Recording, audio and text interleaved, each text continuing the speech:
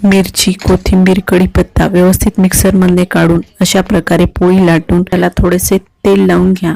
नंतर अशा ट्रायंगल भागामध्ये ठेचा एका साईडला आणि एका साईडला ओवा अशा पद्धतीने लावा की जेणेकरून तो तेलाला चिपकून राहील आणि थोडंसं असं दाबून घ्या म्हणजे ते व्यवस्थित पोळीच्या कणकेमध्ये मिक्स होईल।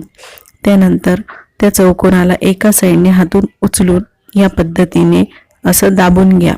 जरा हलक्या हाताने दाबायचे आहे। अशा प्रकारे